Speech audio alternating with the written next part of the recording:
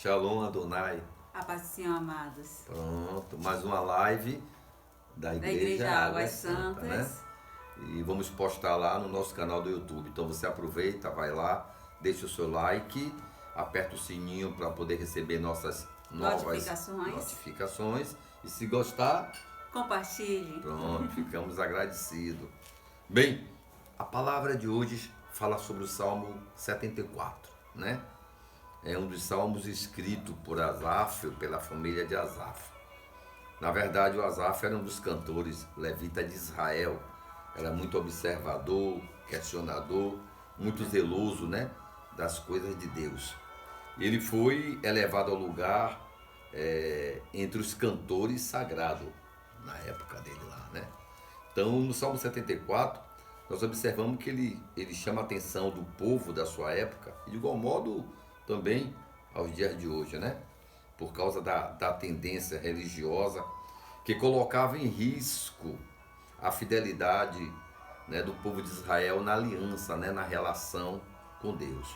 E quando a gente examina o Salmo mais detalhadamente, né, no seu contexto, nós podemos observar que o salmista apresenta um lamento que nos leva a entender que ele viveu no momento da história de Israel, né? Na época em que o exército inimigo de Nabucodonosor, rei de Babilônia, tinha invadido Jerusalém, destruído com a cidade, né? E também com o templo sagrado, com o santuário do Senhor. E devido a essa terrível destruição de Jerusalém do templo, no seu escrito, no seu salmo, ele expõe a Deus a sua decepção e consequentemente, tristeza, né? E a gente percebe claramente que ele não se conforma com a permissão de Deus, Deus ter sido permissivo para algo que ele considerava tão absurdo, né? E quando você faz uma leitura ali no Salmo 74, 22, ele diz assim: Deus, até quando o adversário o insultará? E continuando, ele diz assim: o inimigo blasfemará o teu nome para sempre.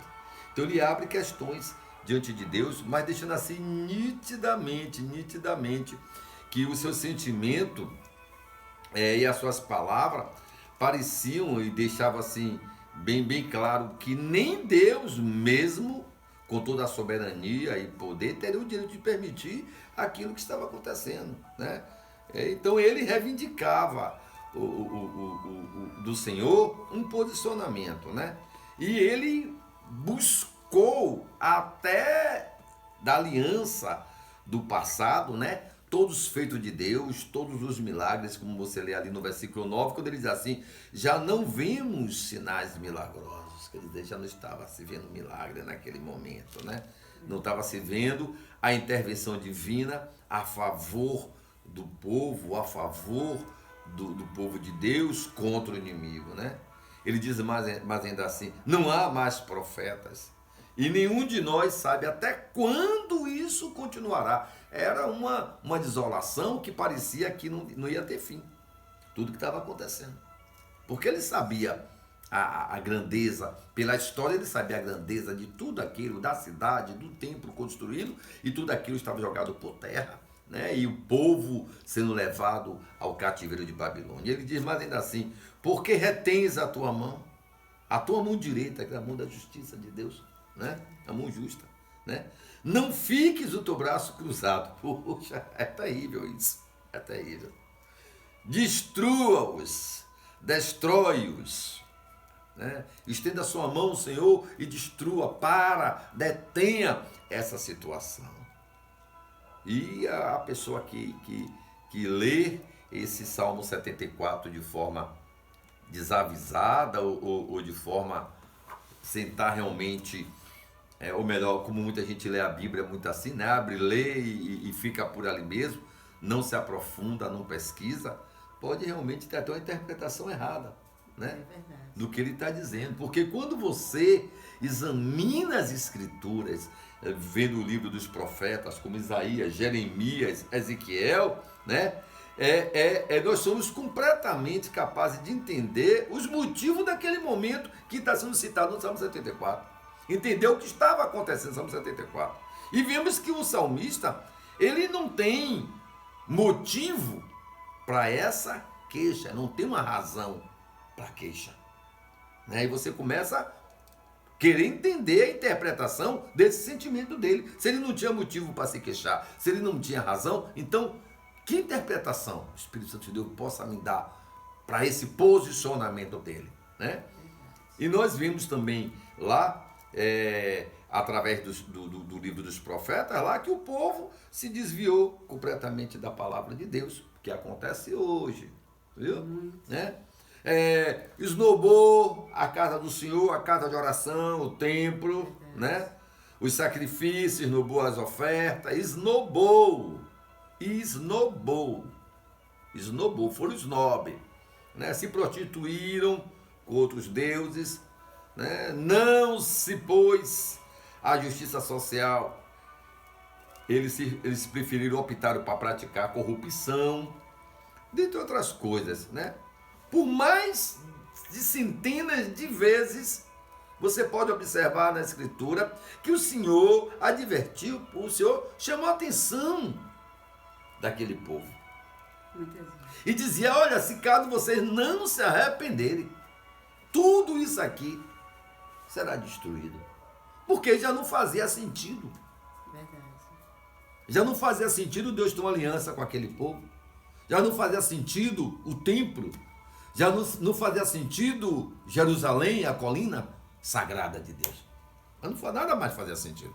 Então Deus queria que eles realmente se arrependessem, voltassem atrás dos seus erros, das suas práticas erradas, para que se tudo aquilo fosse restabelecido, uma nova relação, e que se resgatasse o que estava se perdendo ou perdido. E hoje não é diferente, porque muitas vezes, né? Muitas vezes nós chegamos diante do Senhor com nossas queixas, com nossas reclamações, né? E muitos até acusam até o próprio Deus de não ter feito nada, o Senhor não fez nada, meu Senhor, porque o Senhor permitiu isso, porque o Senhor permitiu uma série de coisas. A gente sabe que felizmente tem pessoas ainda assim, né? Pessoas que questionam o poder de Deus, a bondade, a justiça, até mesmo põe em xeque o caráter do Senhor. Verdade. É triste a gente ter que admitir que hoje, dentro de igreja, existem pessoas assim, né? Mas no fim de todo esse questionamento, de toda esse queixume, né? No fim, quando a gente observa bem, essas pessoas não estão fazendo a sua parte. Está cobrando de Deus a parte dela, mas a sua parte não está fazendo. Se vê tanto crente assim, transgride mandamento, transgride os ensinamentos, são omissos com seus compromissos, com sua aliança com Deus, né? Desobedece, né? Estava conversando essa semana, contando a história dos dois obreiros consagrados, obreiros que deixaram de estar no culto de Santa Ceia para ir para o estádio de futebol ver a decisão de campeonato do seu time. Quando acabar essas pessoas, você queixar de Deus de quê? Por quê? Os Salmos 74, ele nos mostra o quanto devemos estar atentos às nossas atitudes, aos nossos comportamentos para com o Senhor. Deus, nós devemos ao Senhor reverência, submissão sempre. Caso contrário, meu querido, vamos pagar um preço. Vamos pagar preço, isso é terrível. Aí eu pergunto, qual é a mensagem, né, que o Salmo 74 verdadeiramente, né, deixa para você, deixa para mim nos dias de hoje, diante da perseguição do inimigo em nossas vidas, né? Quando o inimigo tenta, né, o inimigo também tenta chegar ao santuário do nosso ser, que é a nossa consciência, a nossa mente, a nossa alma. Que mensagem eu busco aí dentro? O que é que eu aprendo? O Salmo ensina, 74, nos ensina a orar quando a aflição bate na porta. E principalmente quando a aflição bate na porta do nosso coração e nós temos aquela sensação ou impressão de que Deus está cego, está surdo, está mudo e que diante dos acontecimentos nada faz, não se move a favor. Pois é. Ele não é assim, muitas vezes não é assim, não é exatamente assim. Olha, meu amado, o inimigo, ele quer levar você a pensar que Deus não se interessa pelos seus problemas, que Deus não está aí nem chegando para as suas causas, que Deus é injusto. O inimigo quer levar você a pensar que Deus é injusto, ao permitir que aconteça tanta coisa ruim na vida de Deus. Tem gente que só tem coisa ruim na vida. Só acontece coisa ruim, uma coisa ruim atrás da outra. Parece que sai de um abismo entrando em outro. Mas, meu amado, meu querido, eu quero dizer para você botar no seu coração, descante sua cabecinha. O alvo final do ataque não é você, não. Pode até passar por você. Você não é canal de bênção? Eu sou o canal de bênção, seja canal de bênção, pois o diabo usa o crente também como canal de ataque a Deus. Verdade. Passa por você, mas no final o alvo não é você.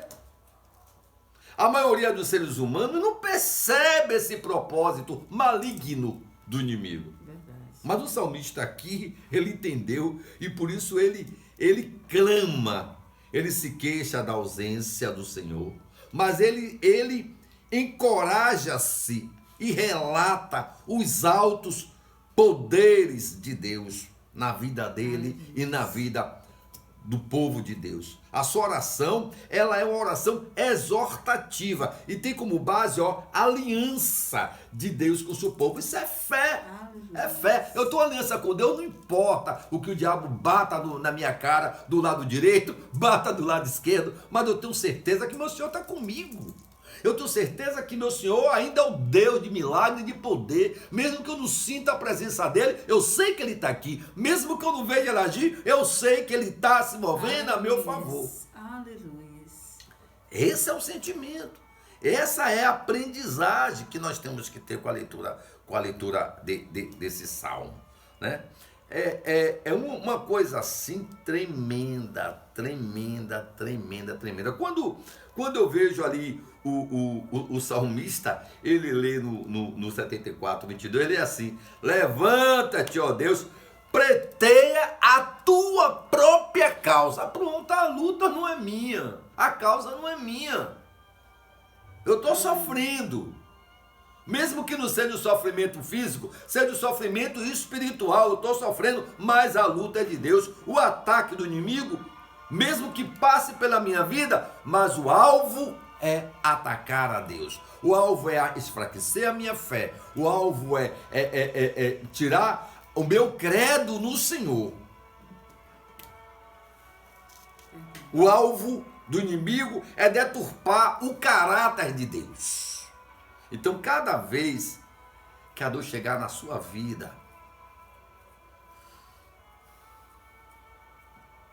e que esse juízo soberano de Deus, através do amor, da sua misericórdia, seu caráter, seja um posto em julgamento, lembre-se que o alvo não é você, que o alvo é Deus. Aleluia. Toda vez que o inimigo pôr Deus em xeque, lembre-se, o alvo não é você, o alvo é Deus.